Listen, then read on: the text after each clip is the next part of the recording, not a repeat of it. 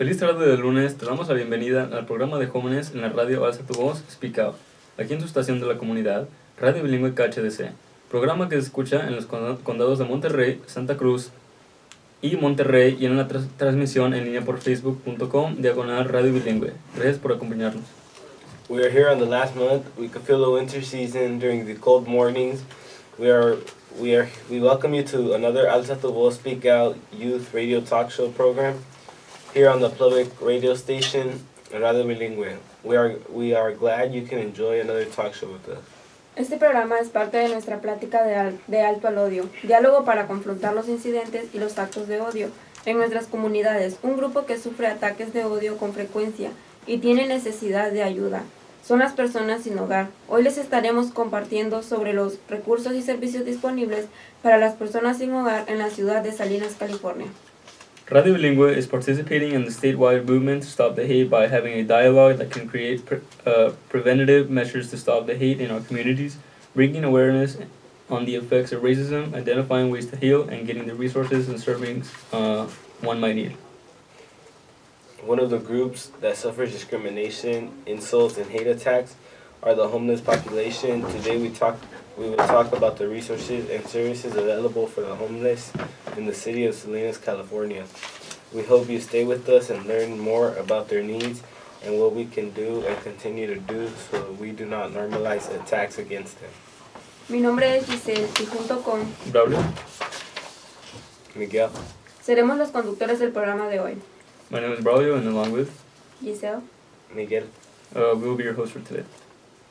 Demos la bienvenida a Radio Bilingue a Rita Acosta, activista defensora de las personas sin hogar, parte del equipo de respuestas y alcance de Salinas y autora del libro bilingüe Haz la diferencia y copresidenta de la Unión de Gente Sin Hogar.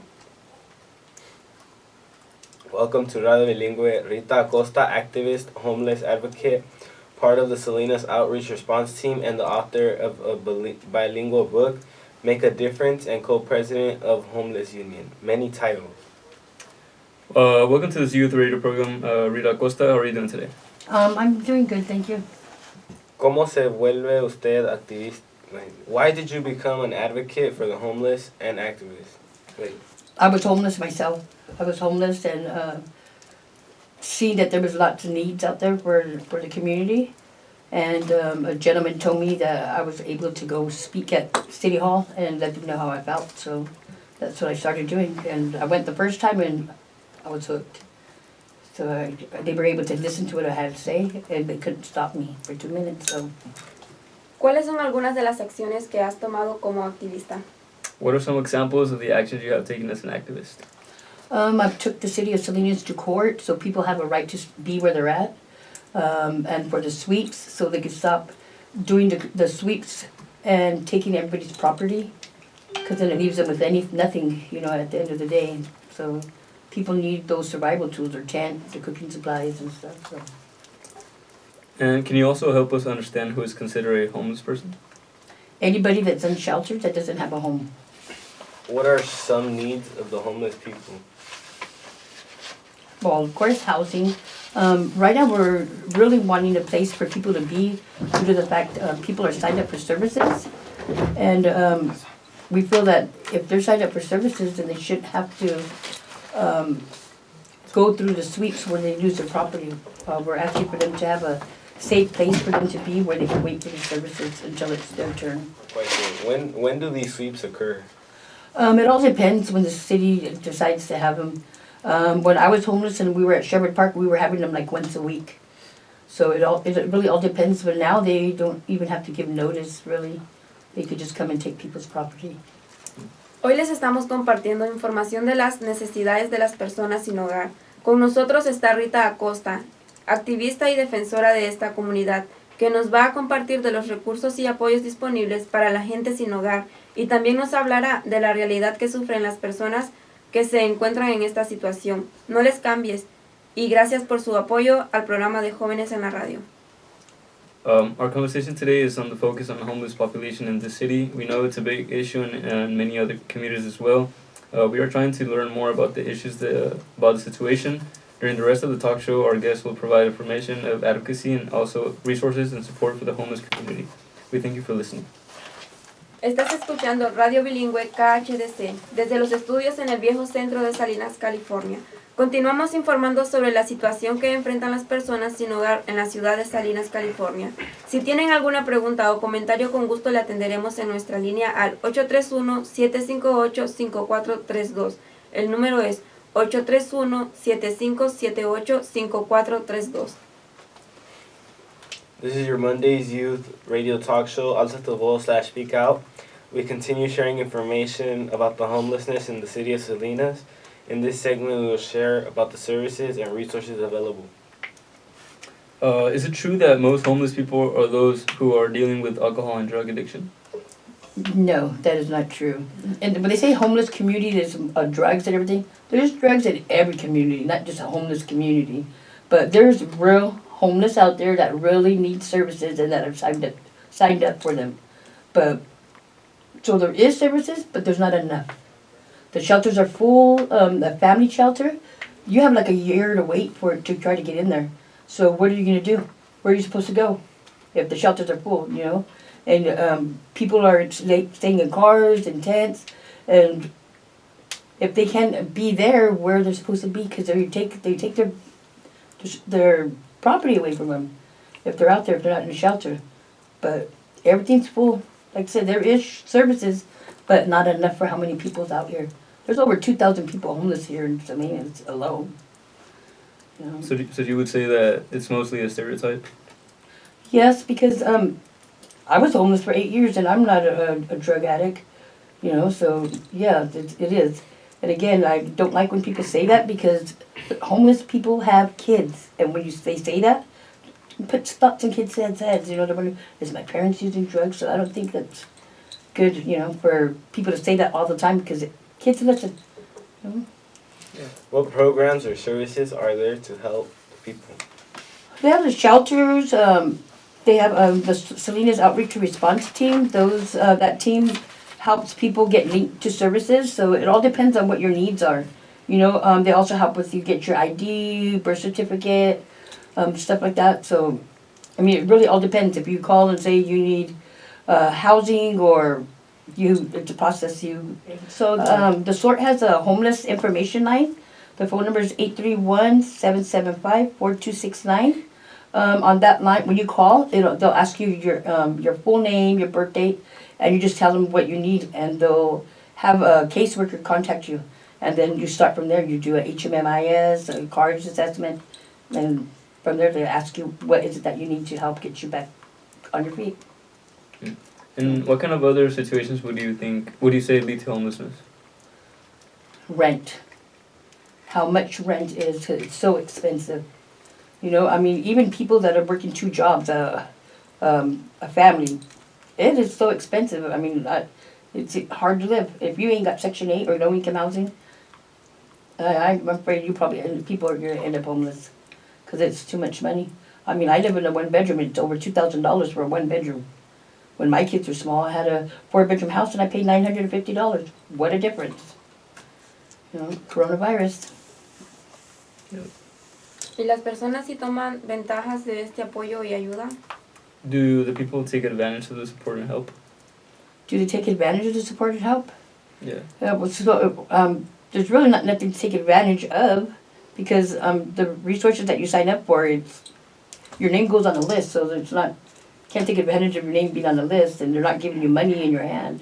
Yeah. So, you know, a place to sleep, you know, that's not really take advantage of it.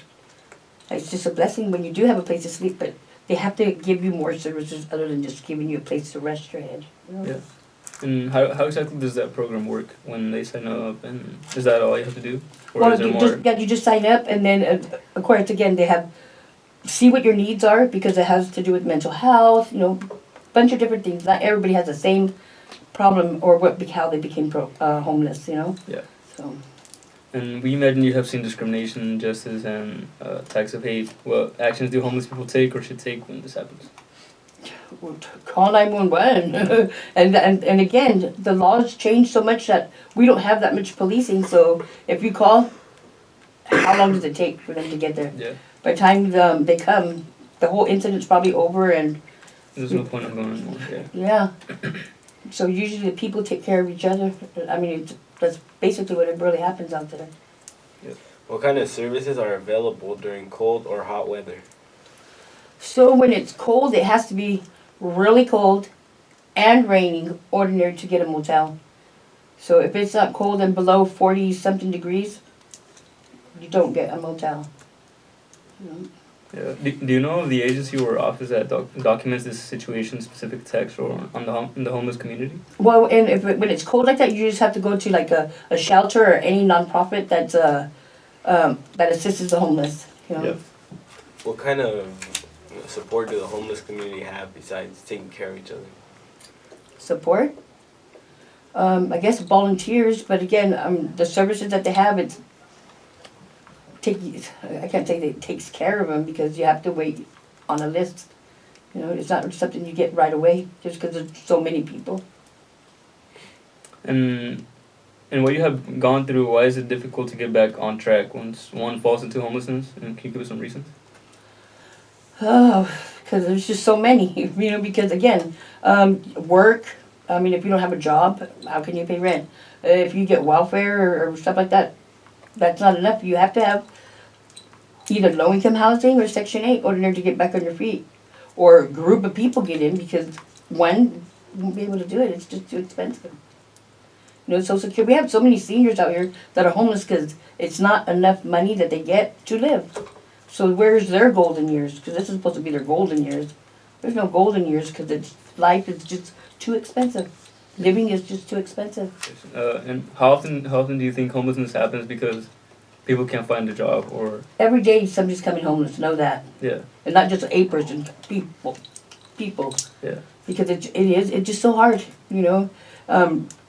They say, people are homeless because they like it, because it costs us nothing. That's not true. It's more expensive being homeless than it is being indoors, because you don't have a refrigerator or anything like that, so a lot of food gets wasted and stuff, you know. Yeah. And then too, your self-respect, your dignity, everything, it costs a lot. I mean, nobody wants to be homeless. I didn't say, oh, well, you know, when I grow up, I think I'm going to be homeless. I never thought in my wildest dreams I would end up being homeless. And I thank God, when I came homeless, my kids were already grown, so they didn't come out here with me. It was just me and my two chihuahuas, you know. So, I mean, it is hard. It is really, really hard. To fall and to get back up is harder, because there's not really that person to give you that helping hand. What do you think helped you overcome that maybe sadness or depression that you had when you were homeless, if you had any? Of course, Yeah. everybody has some, believe you me. You're sad, Yeah. you're depressed. If you didn't have any mental health issues, you do now, because you go through a lot. You see a lot, you hear a lot. And you can't just, if somebody's making noise or all intoxicated or whatever around you, you can't call a cop and say, hey, my neighbor's... You can't do that. Yeah. Things you see, you can't say, because you'll end up being that next person to get. So it is very hard and dangerous being homeless. You know, it's scary. I mean, it was just me by myself, but I had my dogs. So those were my alarm system. You know, somebody get close to my tent, they bark. But it's not easy. It is far from easy. What organizations helped in the homeless? That you know. Yeah. So I say, everybody was like, oh my God, the coronavirus took so much. So homeless, we were like, thank God the coronavirus, because that was like a blessing in disguise. Because the coronavirus bring Project Roomkey. Project Roomkey put people off the streets and put them into motels. So that's Project Roomkey. It's what helped the homeless here in Salinas. What exactly is Project Roomkey? Project Roomkey is where they put homeless into motels, and they able to be at the motel and sign up for services. And it's the next step to getting housing. So like, I don't know about the Good Night Inn. That was a motel that was for the homeless, but it was in bad condition, so people had to get out, and the city had to find them housing. Does the program still exist? No. Yeah. No. What? So a lot of the programs were started because of the coronavirus, but I mean, there is programs, but the Project Roomkeys, no. Saludamos y aplaudimos a las personas y organizaciones que dedican servicio para la gente en nuestra comunidad. Aunque no es una solución, la empatía es importante. Continuamos con la plática con Rita Acosta, Es activista y defensora de la comunidad sin hogar y aparte del grupo de alcance y respuesta de Salinas.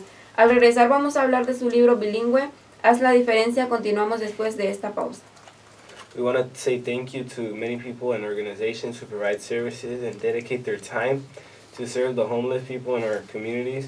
We know there's no solution, but empathy goes a long way. When we come back, we'll talk about the City of Salinas outreach and response team. It's time for another musical break and legal identification of this radio station, and we'll be back. Gracias por acompañarnos hoy lunes de Plática por la Tarde. Este programa es parte de nuestras conversaciones de Alto al Odio, donde invitamos a organizaciones y personas que nos compartan información sobre los recursos y servicios disponibles en nuestra comunidad. Como en este caso, información para las personas sin hogar. En esta parte del programa le vamos a compartir información sobre el programa de alcance y respuesta de la ciudad de Salinas en el cual nuestra invitada participa. We continue our conversation with Rita Acosta, activist, homeless advocate, part of Salinas Outreach Response Team, and author of the bilingual book, Make a Difference. In this part of the program, we want to know how the City of Salinas Outreach and Response Team works.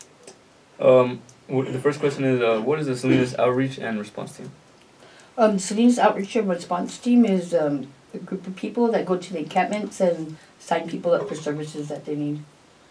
First they do a CARS assessment, and then, so if you call the homeless line first, they'll, like I said, you leave your information, and then someone will contact you back, and then a case manager.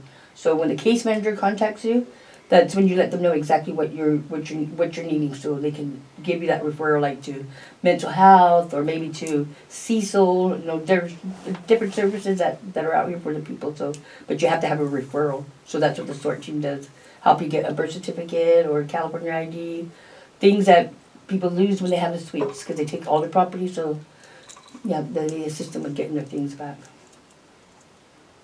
Who are the participants of these groups?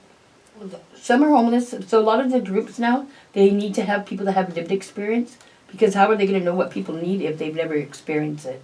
So a lot of the groups have people, like me, I was homeless, so I know what people need because I was there, you know, different things, I mean, support, they need support, and again, a place to be. You know, there's a lot of different kinds of people out here. I can't say everybody's bad because they're not. There's a lot of beautiful people out here. But again, there is services, but there's not enough. And the people are the ones who pay the price on it because they're stuck out here with nowhere to go and constantly getting their property taken away. And it's hard. It's expensive to get those supplies. Tents are expensive. So. ¿Cuáles son los esfuerzos de este equipo? What are the efforts of the outreach and response team? Well, so we link people to services, but we also, like, say if you need to sign up for AFDC or a program or service or Social Security, they do pick up people and give them from their encampments and take them to the services and then give them rides back. So, or give bus fare tickets or stuff like that. So. And what are the responsibilities of the team? To get people signed up for what they need, because if they're not signed up for services, then they're going to be stuck out there with nothing. I mean, a lot of people just got housed, but again, every day more and more people are becoming homeless because the rent is so expensive, and we don't have enough low-income housing or affordable housing here in Monterey County, because I mean, they say we're one of the richest counties, but not everybody here is rich. You know? Yep. What is the fastest way to contact them? Contact who? The outreach and response team. So, again, the homeless information line is 831-775-4269. You call them, and that's where you start from right there. How did this team get started? So, during the coronavirus, I was homeless and I was staying at Sherwood Park, and we got connected with the Salvation Army to pass lunches out for, not in Chinatown, but all the other encampments that did have food resources. So that's basically how it first started. And then they said they were going to start giving rooms, motel rooms to people, because of Project Room Key. So again, we had to go to the campsites and how many women, how many men, if anybody had medical issues or mental issues. So the homeless community actually is the ones who got all that information together, so this way they could get their services through Cecil, interim, everything like that. So if we wouldn't have went out there, it would have been impossible for the services to get the names and the people out there. And what kind of training do the team members get? So the training that we had no training. No training? We were homeless and we needed services. Everybody's in shelter in place, so nobody's supposed to be out. So not even city workers were coming out. So we said, well, what are we gonna do? It took us to do that, go out there and get that. We needed help, so we had to help ourselves. Because I always say, help us help ourselves. You know. And what kind of actions did the homeless community take? So again, if it wasn't for us to get together with the Salvation Army for the food, who would have did it? Yep. You know, so at that time, Gloria De La Rosa, she helped get us connected with them. But yeah, then we had Tina La Pearl. They hired her also to help get people signed up for services. But I mean, years were going by with nobody was getting anything. You know, so again, we always say, thank God for the coronavirus. Yes, it did take a lot of lives, but it saved a lot of lives also in our homeless community. And what are the requirements to receive these services? Gotta be homeless and live in Salinas. Do you remember what you did as well as like in your community? Did you just like follow along or? No, I'm not a follower longer. I'm the one. I gotta be the one that. What are we gonna do? You know, do you guys think because when we're out there, when the services are open, you can use the restrooms. But in the nighttime, when everything's closed, where do you go to the restroom at? That's what I was asking. Where did everybody go? So we have to go find some place that's open. And if you couldn't find anything, they're like, grab a bucket. I was like, oh my God. You know, so I was like, we need to get a porta potty. They're like, that won't happen. I'm like, so you're saying we're not worth it? They're like, no, we are. I'm like, hey, then that's what we're going to do. So we got together with CSUMB and put a program together. We got the idea out from Oregon because they had what's called the FLUSH program, Public Hygiene Lets You Stay Human. So we got together, I was co-chairman with Deb Pollock from CSUMB, and we got the FLUSH program together, and we took the very first porta potty out there to Chinatown. You know? And what sort of information did you have to provide to like prove that you're homeless? Or you just fill it out, get and you're set, or? No, actually you do have to prove you're homeless to get services. So you'd have had to reach out to some program one time or another, or a case manager or somebody from a program knows that you're out there. So you just don't get programs, you do have to prove that you're homeless. Well, we're going to break, and este es su radio pública, Radio Bilingue, y escuchas el programa de Alta Tu Voz, conducido por jóvenes para jóvenes de las diferentes preparatorias de Salinas. Continuamos compartiendo información sobre y para las personas sin hogar de la ciudad de Salinas, California, aprendiendo de los servicios y recursos disponibles para ellos. Vamos a nuestra última pausa. Well, it's time to go to our last musical break. If you'd like to share a comment, have a question for the guest, please call 831-758-5432. That is 831-758-5432. Since we are also streaming live, you can comment on Facebook as well. Thank you. Somos los jóvenes en la radio, presentándoles otro programa, parte del movimiento Stop the Hate, Alto al Odio. Nuestra invitada es Rita Acosta, activista defensora de las personas sin hogar, parte del equipo de respuesta y alcance de Salinas y autora del libro bilingüe Haz la diferencia, del cual vamos a hablar en este último segmento de nuestra plática con Rita. In this last part of the program, we want to highlight the bilingual book our guest Rita Acosta has written. Also, we want to congratulate you for the 2024 BAHAI Human Rights Award you received this past Saturday at the 2024 Human Rights Day.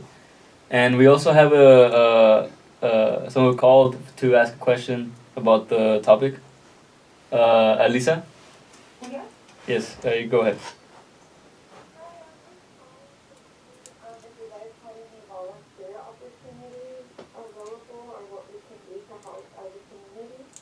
Yes, Dorothy's Soup Kitchen takes volunteers. That's at 30 Soledad Street, Dorothy's Soup Kitchen, and at 22 Soledad Street, it's called Closer Walk. On Saturdays, they have food for the community there. They pass out clothes and stuff, and they're always taking volunteers there during the week.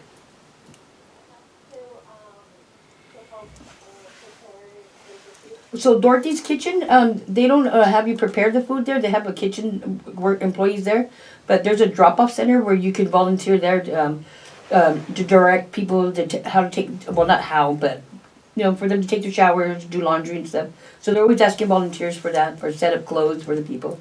And Closer Walk is the same thing. They'll have you put out clothes, serve coffee, stuff like that for the community.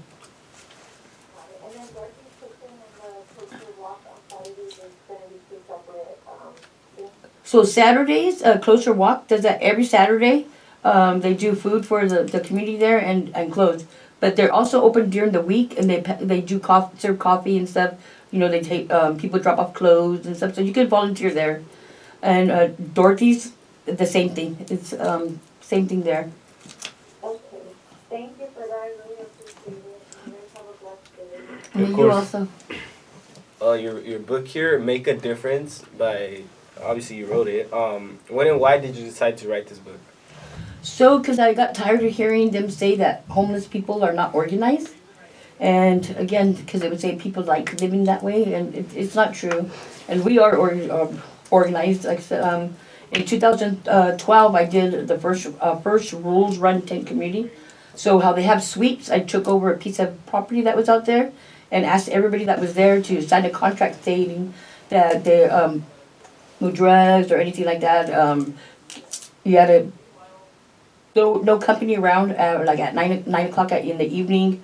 No garbage. No shopping carts or anything like that outside of the tent. It's just your tent, and all your property had to be inside your tent, so it's not build up all kinds of stuff. Because that's I was complaining about all the stuff around the tents and everything. So we made sure everything was always clean. So every day we'd get up, clean our area, and we just didn't clean our area. We'd hold Soledad Street. We'd from the top to the bottom. We'd sweep, clean, whatever that we needed to do, so it kept the area clean. Just again, we needed that change. We didn't want to have the sweeps because you had to take everything that you own, put it in something, and move it out so they can come and clean and wash the roads and the sidewalks, and then they allow you to come back. But I always said, if you organize, talk to the people, and let them know what they need to do, it works better that way than have to keep doing a cleanup. They know people are there. Where's the trash cans? They know people are there. They don't want people pooping and stuff all over the place. Get porta potties, because everybody needs bathrooms, So, yeah. And at the time of the writing of this book, who specifically was the audience meant to? To get the to get your message out, and for anybody to where they can see, because nobody ever says the good stuff that the homeless do. It's always like, oh my God, all the trash or all this and that, but they don't ever say how we work together to make the changes that we need. I mean, again, we did the first rules run. We needed a porta potty. We got together with CSUMB and did the flush program. We did a lot of things that they thought we weren't able to do, but working together, we did it. You can't have change if people don't work together. And if we want to make a difference here in Salinas, we need the community and our city officials to work together. Talk to the people. They'll tell you what we need, but most important, people need a safe place to be, so they can wait for their services that they've already signed up for. What can families of the community and as individuals do to help the homeless situation?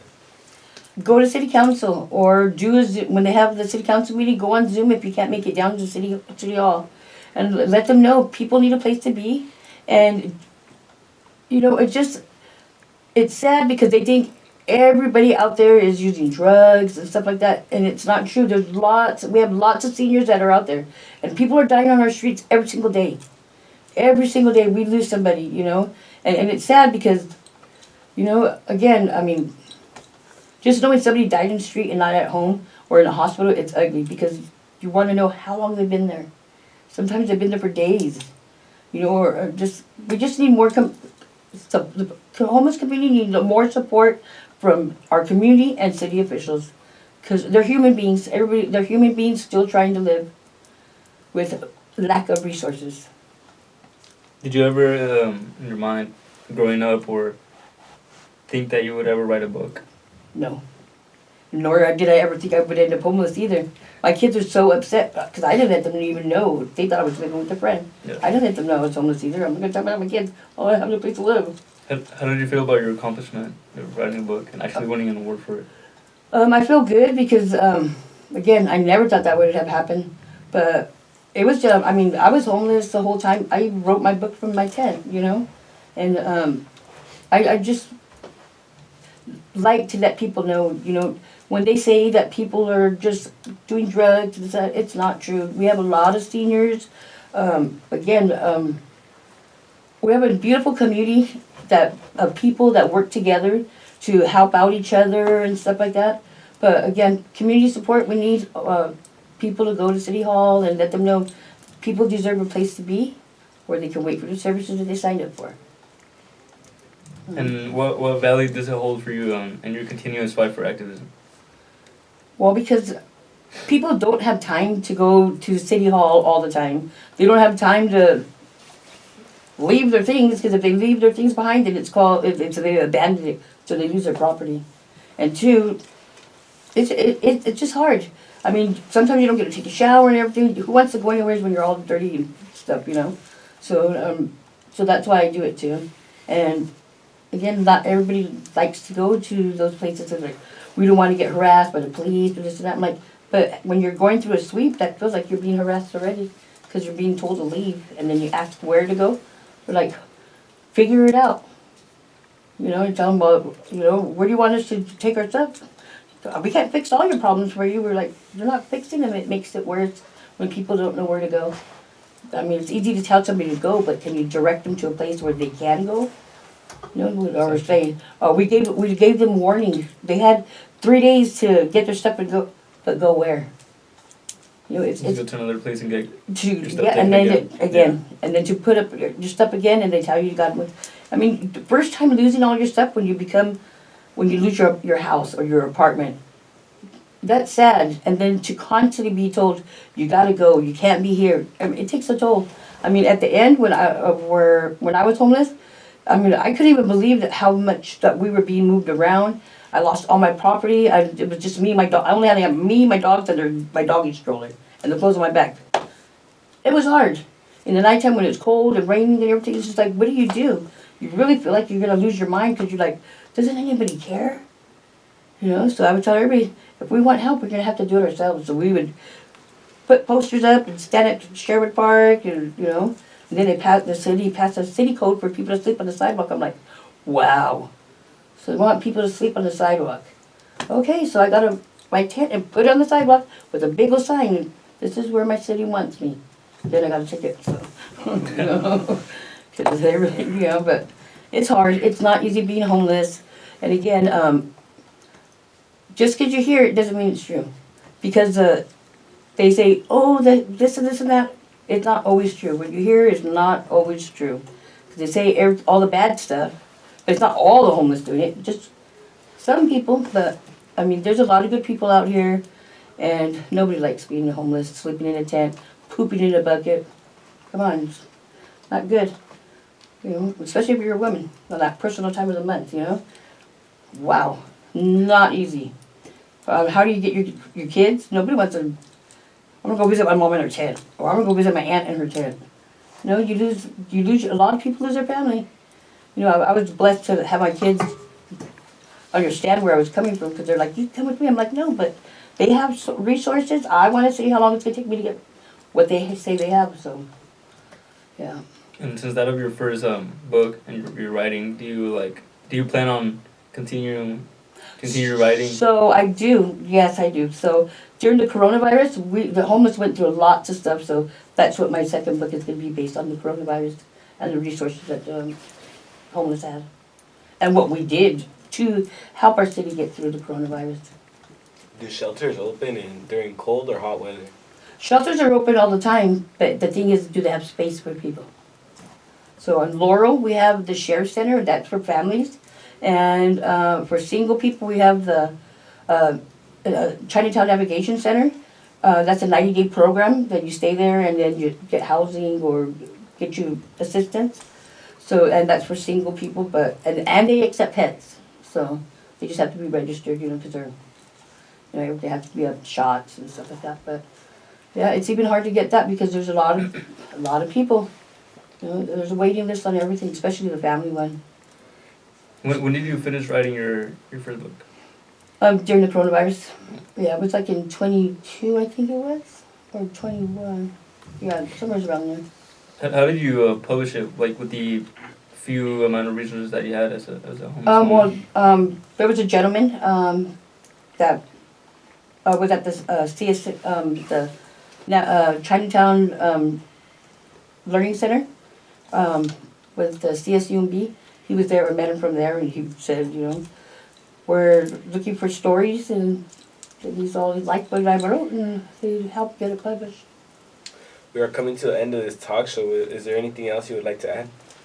For the rest of the community, if possible, please let our city officials know people need a safe place to be. A lot of people are struggling out here, waiting for their services, and stop taking people's property because they need those things to survive out here. Taking their tents and their blankets and stuff, and their food supplies, and sometimes even their food, is not helping our homeless. That's not safe, and it's not healthy. Is there any events coming up that you would like people to know So, about? yes, on Friday the 13th, they're going to be having a table fair out there on Bridge Street, offering different resources to the homeless community. It's from 2 to 4 on Yep. Bridge Street. Gracias a nuestra invitada activista y defensora de las personas sin hogar, parte del equipo de respuesta y alcance de Salinas y autora del libro bilingüe, Haz la diferencia, y copresidenta de la Unión de las Personas sin Hogar. Welcome to the Radio Bilingue, Rita Acosta, activist and homeless advocate, part of the Salinas Outreach Response Team and author of the bilingual book, Make a Difference, and co-president of the Homeless Union. This is the youth radio program, Alta Tu Voz, Speak Out. Here in Radio Bilingue KHDC, we will continue having more talk shows that focus on Stop the Hate. La conducción de esta edición de Alza Tu Voz estuvo a cargo de Giselle, Brother? Miguel. Just working together, sí se puede. Yeah, right. Oh, that would have got somewhere.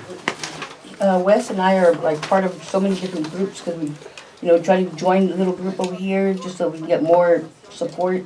We give them support, they give us support. It's ugly. It's ugly. They have a lot of college students that are homeless. There's all kinds of people homeless. Good, yeah. There's people that are homeless that don't even want to ask for services because they're scared of losing their kids.